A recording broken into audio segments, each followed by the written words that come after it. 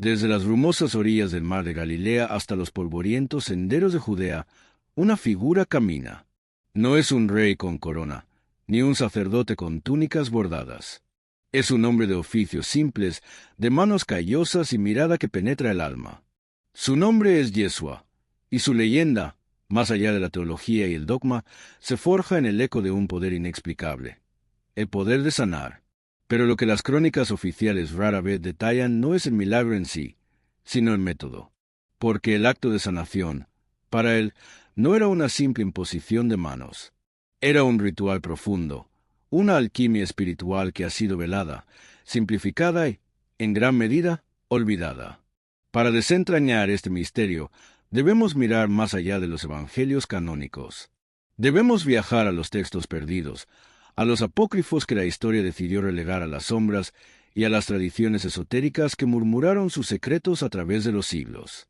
Aquí, el Jesús que conocemos se desvanece, y en su lugar emerge el sanador maestro, el terapeuta del alma que entendía la enfermedad no como un castigo divino, sino como un desequilibrio, una disonancia entre el cuerpo, la mente y el espíritu.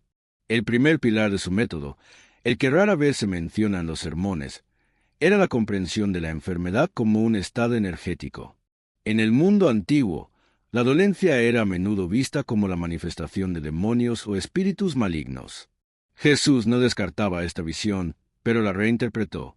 Para él, la posesión no era siempre la presencia de un ente externo, sino la manifestación de una energía densa, un trauma emocional no resuelto, un miedo arraigado que se solidificaba en el cuerpo físico. El ciego de nacimiento, el paralítico que esperó años junto al estanque, la mujer con flujo de sangre, todos ellos no eran solo cuerpos enfermos, sino almas atrapadas. Sus dolencias eran la expresión final de un bloqueo interior. Por eso, el primer paso de Jesús no era tocar el cuerpo, sino la conciencia. En el relato del paralítico, por ejemplo, no le dice levántate y camina de inmediato. Primero le dice, hijo, tus pecados te son perdonados. Esta frase ha sido objeto de debate teológico durante siglos. ¿Eran sus pecados transgresiones morales? ¿O, en un sentido más profundo, eran los pecados las cargas emocionales, los rencores, la culpa o la desesperanza que habían paralizado no solo su cuerpo, sino también su voluntad? En esta perspectiva, el perdón no era un simple indulto, sino una liberación de las cadenas emocionales. Al liberar la mente, el cuerpo se liberaba por sí mismo. Este concepto se extiende a la sanación de la mujer con hemorragia. Ella no pide que la toque, solo que la deje tocar su manto. En ese simple acto, ella no busca un milagro externo, sino una conexión. La fe de la que habla Jesús no es la creencia en un Dios lejano, sino la confianza en el poder curativo de la vida, de la energía que él mismo emanaba. Su sanación es una transferencia, un intercambio de vibraciones. Él percibe que una virtud ha salido de mí, una energía vital que fluye de su ser hacia el de ella, reordenando el caos interno que había provocado su enfermedad. Es el flujo de una energía pura que se encuentra con una fe radical, y en esa intersección, el milagro florece. El segundo pilar, y el más enigmático, era la activación de la autocuración. Jesús no sanaba a las personas, las empoderaba para que se sanaran a sí mismas. Su método era un catalizador, no una solución impuesta. Pensemos en el ciego Bartimeo. Jesús le pregunta, ¿qué quieres que te haga? Esta pregunta parece innecesaria, pero es fundamental. No es una pregunta retórica, sino un llamado a la voluntad consciente del enfermo. Bartimeo debe verbalizar su deseo, debe alinear su intención con el poder que se le ofrece. Al hacerlo, él no es un receptor pasivo, sino un participante activo en su propia curación. Jesús no lo sana, lo invita a sanarse, abriéndole la puerta para que la luz interna de la sanación se manifieste. Los evangelios apócrifos, como el Evangelio de Tomás, ofrecen un matiz aún más profundo. Aquí, Jesús no es solo un sanador de cuerpos, sino un maestro de la conciencia unificada. Sus enseñanzas están llenas de parábolas sobre el ojo interior, la luz que hay en ti y el reino dentro de ti. Desde esta perspectiva, la enfermedad es un estado de separación, una desconexión de la fuente divina que reside en cada ser. La ceguera no es solo la pérdida de la vista física, sino la incapacidad de ver la verdad espiritual. La sordera no es solo la falta de audición, sino la incapacidad de escuchar el llamado del alma. El método de Jesús era un despertar, un recordatorio de que la verdadera salud reside en la unión con lo divino, con el origen. El método de sanación de Jesús, por lo tanto, no se limitaba a un acto físico. Era un proceso de 3 etapas, un ritual olvidado. La primera etapa era el diagnóstico intuitivo. No leía los síntomas en el cuerpo, sino en el aura, en la historia del alma. Sabía por qué la persona estaba enferma, no solo que la padecía. Su mirada profunda era una lectura del ser interior. Sabía que el hombre de la mano seca tenía su enfermedad causada por un resentimiento profundo, por una ira congelada. Sabía que la mujer encorvada tenía el peso del mundo en su espalda, una carga emocional que había doblado su columna. La segunda etapa era la alineación de la fe y la intención. No aceptaba la pasividad. Exigía una participación activa. Tu fe te ha salvado no es una frase de fe religiosa, sino una afirmación de que la energía del deseo, la voluntad de sanarse, ha activado el proceso de curación. Es un reconocimiento de que el poder no reside en el sanador, sino en la interacción entre el sanador y el sanado. Sin la fe del enfermo, la sanación era imposible. La tercera etapa era la transferencia de energía o la activación de la luz interior. Aquí es donde el método se vuelve verdaderamente místico. No era solo la imposición de manos, sino el canalizar una fuerza vital, una virtud que restauraba el equilibrio perdido. Algunos textos apócrifos sugieren que esta energía no era solo suya, sino que la canalizaba desde una fuente universal. Era un conducto, un puente entre el plano físico y el espiritual. Este método, este ritual de sanación, se desvaneció con el tiempo. La Iglesia institucional, en su necesidad de sistematizar y controlar, simplificó los milagros a meros actos de poder divino, inalcanzables para el común de los mortales. Se perdió la enseñanza de que la sanación es un proceso interior, un despertar de la conciencia. Se perdió la idea de que todos poseemos esa chispa divina, esa capacidad de sanarnos a nosotros mismos y a los demás. Las curaciones de Jesús no eran trucos de magia, sino enseñanzas vivas.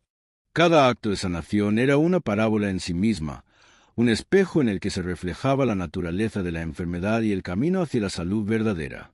Nos mostraban que la salud no es solo la ausencia de enfermedad, sino la presencia de armonía, que el cuerpo no se enferma por azar, sino como un mensajero del alma. El simbolismo de la lepra, por ejemplo, va más allá de la enfermedad física. En el misticismo antiguo, la lepra era vista como el reflejo de un aislamiento profundo, una desconexión total de la comunidad y del espíritu. Al sanar a los leprosos, Jesús no solo restauraba su piel, sino que los reintegraba a la sociedad, al amor, a la conexión con el prójimo y con lo divino. Su toque no era solo un acto de limpieza, sino un acto de aceptación incondicional, una restauración del alma a su estado original de pureza y unidad. Las historias de sanación de Jesús son, en esencia, narrativas sobre la restauración del equilibrio. El hombre de la mano seca, por ejemplo, representaba la parálisis de la voluntad. Su mano, una herramienta de acción y creación, estaba inmovilizada, un reflejo de su incapacidad para perdonar o para actuar. Jesús le ordena: extiende tu mano. No es un acto pasivo. Es una orden que lo fuerza a romper su propia parálisis interna. Al obedecer, la mano se extiende y se sana, porque el alma ha decidido liberarse de su propia prisión. Este enfoque holístico, donde la sanación del cuerpo es una consecuencia de la sanación del alma, es la gran enseñanza olvidada. La ciencia moderna comienza a explorar esta conexión a través de la psiconeuroinmunología, la epigenética y la medicina mente-cuerpo, pero es un conocimiento que Jesús, el sanador de Galilea, poseía y practicaba hace 2 milenios. Su método no era el de un médico, sino el de un maestro espiritual que entendía la interconexión de todo. Los evangelios canónicos nos cuentan que Jesús a menudo se retiraba a orar antes de un acto de sanación. Este no era un simple ritual de piedad. Era la preparación para el canal, la sintonización con la fuente de energía universal. En esos momentos de soledad, Se vaciaba de sí mismo para convertirse en un conducto puro. Se conectaba con la chispa divina que lo habitaba y que reside en todos nosotros. Esta práctica de meditación y conexión profunda era el preludio a cada acto de sanación, el rito que le permitía transferir la energía sin agotar la suya. Y en ese vacío, en esa conexión, podía percibir la historia del enfermo. No solo sus síntomas, sino la herida original. El hombre que había estado ciego desde su nacimiento, por ejemplo, no era simplemente un caso de una condición genética. En el mundo espiritual, la ceguera al nacer puede simbolizar una deuda kármica, un bloqueo del alma que se arrastra a través de las vidas. Al sanarlo, Jesús no solo le dio la vista, sino que liberó un alma de una atadura ancestral. El lodo y el esputo que usó para untar los ojos del ciego no eran solo un símbolo de la creación, sino un recordatorio de que la sanación viene de la tierra y del espíritu, de la materia y de lo inmaterial. El hombre tuvo que lavar el barro en el estanque de Siloé, que significa enviado. Tuvo que participar en el ritual, tuvo que realizar un acto simbólico de limpieza para completar la sanación. Cada curación era un viaje, un proceso. No era una simple fórmula. Y el elemento más crucial en ese proceso, más que el toque o la palabra, era la presencia. La presencia de Jesús no era la de un médico que atiende a un paciente, sino la de un ser que ve el alma en su totalidad, que ama incondicionalmente, que no juzga. Esta presencia disolvía el miedo, la desesperanza y la vergüenza, las emociones que más a menudo solidifican la enfermedad en el cuerpo. El mero hecho de ser visto, de ser reconocido en la totalidad de su ser, era en sí mismo el inicio de la curación. Las multitudes acudían a él, no solo por los milagros, sino por la esperanza que irradiaba. No prometía una cura mágica, sino un camino. Su método, en esencia, era un camino de retorno al origen. Volver a la unidad con el ser interior, con el prójimo y con la fuente universal de la vida. Las sanaciones no eran el fin, sino la prueba de que el reino de los cielos, ese estado de armonía y plenitud, estaba cerca, dentro de nosotros. Este conocimiento fue custodiado en las sombras.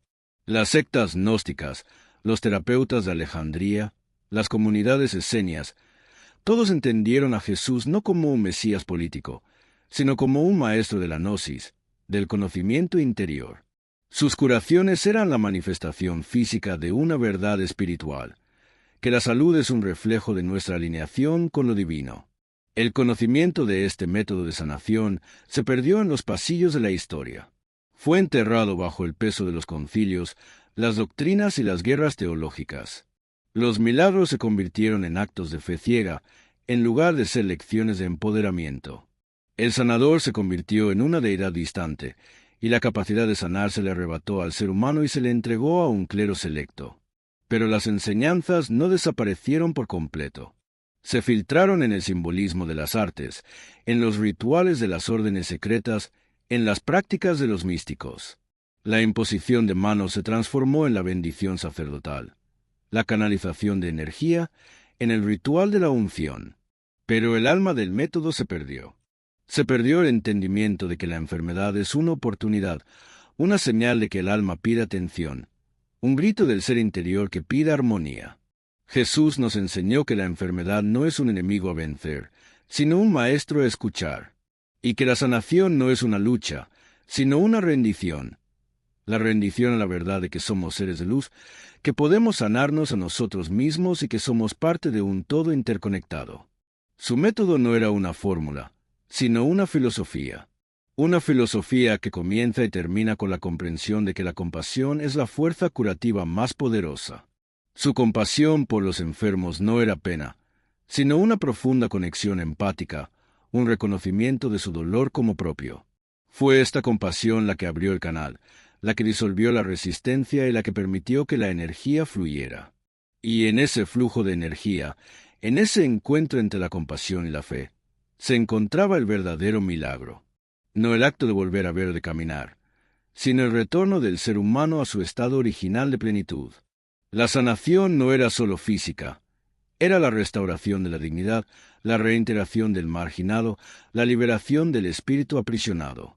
Y es en este entendimiento que el método de Jesús se revela en toda su profundidad. no como una magia, sino como una ciencia del alma, un arte de la presencia, un camino hacia la total armonía del ser.